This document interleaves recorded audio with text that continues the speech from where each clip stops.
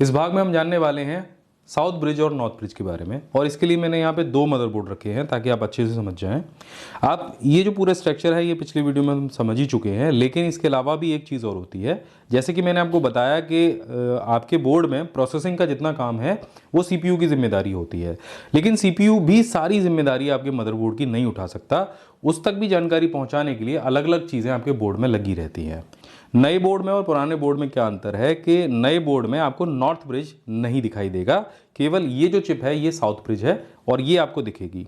क्योंकि अभी क्या किया है, जो नए मैन्युफैक्चरर्स हैं उन्होंने सारे स्लॉट जो है सीपीयू के नीचे ही लगा दिए हैं नॉर्थ ब्रिज वाले, और साउथ ब्रिज का जो सेक्शन है वो अलग रखा है। अभी मैं बताने वाला हूँ, अभी आप बिल्कुल टेंशन मत लीजिए, आपको ये दोनों चीज़ें बिल्कुल समझ में आ जाएंगी कि क्यों ये अलग अलग होते हैं। इसी तरह से अगर आप पुराने मदरबोर्ड में देखेंगे तो यहाँ पे आपको ये जो चिप दिख रही है, ये जो हीट सिंक दिख रही है, इसके नीचे नॉर्थ ब्रिज लिखा हुआ है और यहाँ पे ये साउथ ब्रिज बना है। अब ये नॉर्थ ब्रिज और साउथ ब्रिज है क्या और सीपीयू से इनका क्या कनेक्शन है? देखिए, जो साउथ ब्रिज वाली चिप है वो आपके मदरबोर्ड पे जितने भी इनपुट और आउटपुट स्लॉट लगे रहते हैं उनको कंट्रोल करने के लिए लगाई जाती है। इसके अंदर एक आईसी होती है जो आपके hard disk drive, USB, PCI slot और सी रोम, इन सभी को कंट्रोल करने के लिए बनी रहती है, और ये यहाँ से डेटा को कलेक्ट करके आपके भेजती है कहाँ पे? नॉर्थ ब्रिज पे। अब नॉर्थ ब्रिज पे जो कनेक्शन है वो बनता है आपके सीपीयू के लिए, रैम के लिए और पीसीआई स्लॉट के लिए। यानी यहाँ पे भी अगर आप कोई रैम लगाते हैं, पीसीआई लगाते हैं, तो उसकी सारी जानकारी यहाँ पे पहुँचती है।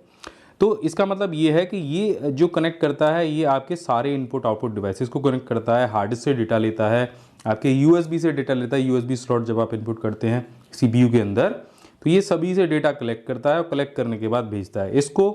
ये जो चिप है ये डेटा कलेक्ट करती है किससे? किसको कनेक्शन बनाती है? सीपीयू के साथ में बनाती है, रैम के साथ में बनाती है और पीसीआई स्लॉट के साथ में बनाती है। अब ये कैसे बनाती है थोड़ा सा समझ लेते हैं इसको। मैं अगर इसको आपको पलट के दिखाऊंगा तो इसके पीछे आपको ढेर सारे कनेक्शन दिखाई देंगे इस तरह के। आप देखो, यहाँ पे एक जंक्शन बना हुआ है। अगर मैं इसको पलटता हूँ तो ये जंक्शन कहाँ पे आता है?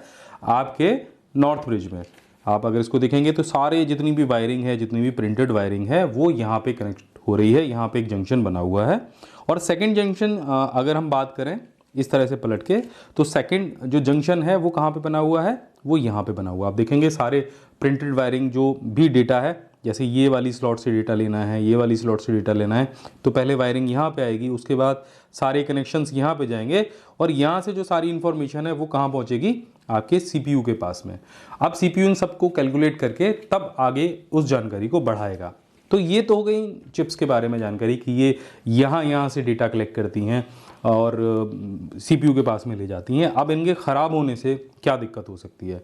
देखिए, अगर साउथ ब्रिज ख़राब होता है तब क्या परेशानी आएगी? आपका जो मदरबोर्ड है वो डेड भी हो सकता है, यानी वो बिल्कुल ख़राब होने वाली स्थिति में आ जाएगा और ऑन और ऑफ होने में उसको दिक्कत आएगी, यानी सप्लाई नहीं आएगी।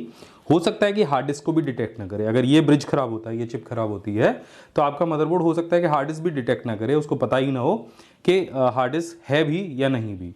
तीसरी चीज़, आपका जो बायोस का सेटअप है वो सही से काम नहीं कर सकता है, बार बार आपका डेट एंड टाइम गड़बड़ाता रहेगा। यूएसबी स्लॉट्स आपके काम नहीं कर सकते हैं, बार बार आपका कंप्यूटर रीस्टार्ट हो जाएगा, या मदरबोर्ड में डिस्प्ले वो नहीं करेगा, यानी आपका जो मॉनिटर के अंदर जो डिस्प्ले आता है वो आपको नहीं दिखाई देगा, नो डिस्प्ले का साइन आएगा। तो ये सारी जो परेशानियां होती हैं वो साउथ ब्रिज के खराब होने से होती हैं। और अगर नॉर्थ ब्रिज खराब होता है तो उस कंडीशन में क्या होगा?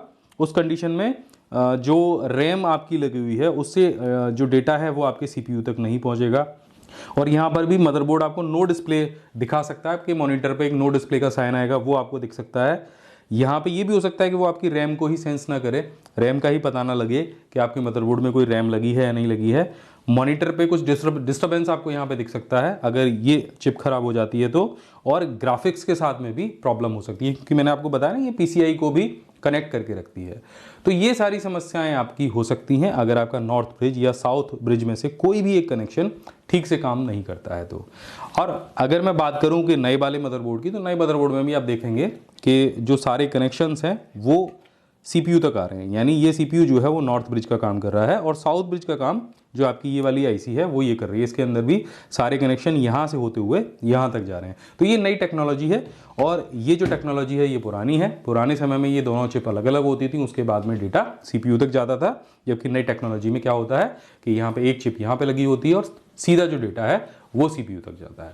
तो आशा करता हूँ कि आप अच्छे से समझ गए होंगे नॉर्थ ब्रिज और साउथ ब्रिज के बारे में। और इसके साथ ही अगर आप हमारे इसी तरह के कंप्यूटर कोर्सेज करना चाहते हैं तो हमारे वेबसाइट pcskill.in को ज़रूर विजिट करना। बहुत सारे कोर्सेज यहाँ पे दिए गए हैं विद ISO सर्टिफाइड, हिंदी में है, बहुत सरल भाषा में है, आपको बहुत अच्छे से सारी चीज़ें समझ में आने वाली हैं। या फिर अगर घर पे बिना इंटरनेट के देखना हो तो हमारी पेन ड्राइव कोर्सेज को ज़रूर ऑर्डर करना। और इसी तरह के वीडियोज़ अगर आपको और भी चाहिए तो इस चैनल को ज़रूर सब्सक्राइब करना।